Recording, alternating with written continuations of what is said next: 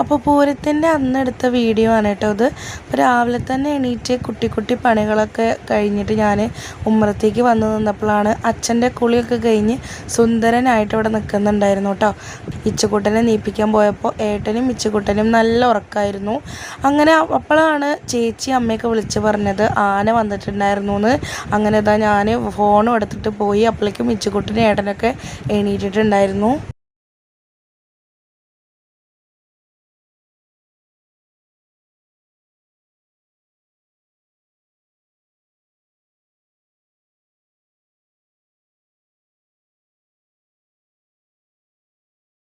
വീടിൻ്റെ അടുത്ത് തന്നെയാണ് കേട്ടോ അമ്പലമുള്ളത്. അപ്പോൾ ഞങ്ങളുടെ വീടിൻ്റെ മുന്നിലെ മതിലിൽ ഇരുന്ന് കഴിഞ്ഞാൽ ആനേനെയൊക്കെ ഇങ്ങനെ പോകുന്നത് കാണാം. അപ്പോൾ അതാ ഞാനും മിച്ചുക്കുട്ടനും അവിടെ ഇങ്ങനെ നിന്നിട്ട് ആനേനെ നോക്കിയിട്ടോ.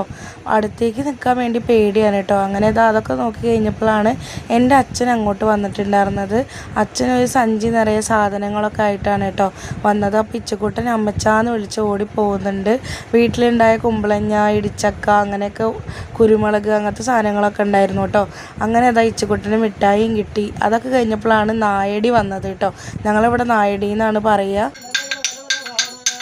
പിന്നെ ഇച്ചുക്കുട്ടൻ അതൊക്കെ നോക്കി. പിന്നെ അവൻ്റെ കുളിപ്പിക്കലൊക്കെ കഴിഞ്ഞിട്ട് ഇതാ ഡ്രസ്സ് മാറ്റാൻ വേണ്ടി നിൽക്കുകയാണ്. അപ്പോൾ ഇത് ഓൺലൈനിൽ നിന്ന് മേടിച്ച ഡ്രസ്സാണ് കേട്ടോ. ഡ്രസ്സ് ഇട്ട് കൊടുക്കുന്നത് ചേച്ചിയാണ്, ഏട്ടൻ്റെ ചേച്ചി. അപ്പോൾ അതാ ചേച്ചി ഇച്ചുക്കുട്ടന് ഡ്രസ്സൊക്കെ ഇട്ട് കൊടുക്കുന്നുണ്ട് കേട്ടോ. അങ്ങനെ നല്ല കറക്റ്റ് പാകമായിരുന്നു കേട്ടോ. അങ്ങനെ അതൊക്കെ കഴിഞ്ഞിട്ട് പിന്നെ ഞാൻ കുറച്ച് ഫോട്ടോസൊക്കെ എടുക്കാമെന്ന് പറഞ്ഞിട്ട് ഞാൻ അവനെ ബെഞ്ചിൻ്റെ മുകളിൽ കൊടുന്നിരുത്തി.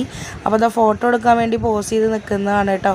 അത് കഴിഞ്ഞപ്പോൾ അമ്മച്ചനെ കൂട്ടിയിട്ട് പിന്നെ ആനേനെ കാണാൻ വേണ്ടി പോവാമെന്ന് പറഞ്ഞിട്ട് ആളിത് അമ്മച്ചൻ്റെ കൂടെ ഇറങ്ങി. ഇങ്ങനെ എടുത്തു പോകുന്നത് വേറെ ഒന്നുമല്ല, തേങ്ങ ഉണ്ട് കേട്ടോ മുകളിൽ. തേങ്ങ ഇടാത്തത് കൊണ്ട് തന്നെ തേങ്ങ വീഴുമെന്ന് വിചാരിച്ചിട്ട് അച്ഛൻ അവനെ തൂക്കി പോവുകയാണ് കേട്ടോ. അങ്ങനെ അവരങ്ങനെ പോയതിന് ശേഷം ഇതാ വീണ്ടും ആനകൾ വന്നു. 2 ആന ഉണ്ടായിരുന്നു കേട്ടോ. ഈ ദേശത്തുനിന്ന് 3 ആനകളാണ് കൊണ്ടുവന്നത്. അങ്ങനെ ഇതാ ബാക്കി 2 ആനകളും കൂടി വന്നു. അപ്പോൾ അവർ വണ്ടിയിൽ നിന്ന് ഇറങ്ങുന്നത് ഇങ്ങനെ കാണുകയാണ് കേട്ടോ. അപ്പോഴാണ് ഈ ആന നിലത്ത് കിടക്കുന്ന ചങ്ങല എടുത്തിട്ട് ചുരുട്ടി പിടിച്ച് തുമ്പിക്കൈയിൽ വെക്കുന്നത് കണ്ടത്. അതെന്തിനാ അങ്ങനെ ചെയ്തതെന്നൊന്നും എനിക്കറിയില്ല കേട്ടോ.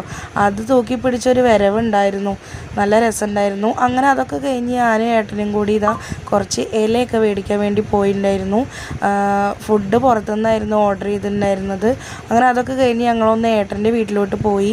അവിടെ ചേച്ചിര ആങ്ങളുടെ ഭാര്യയൊക്കെ വന്നിട്ടുണ്ടായിരുന്നു.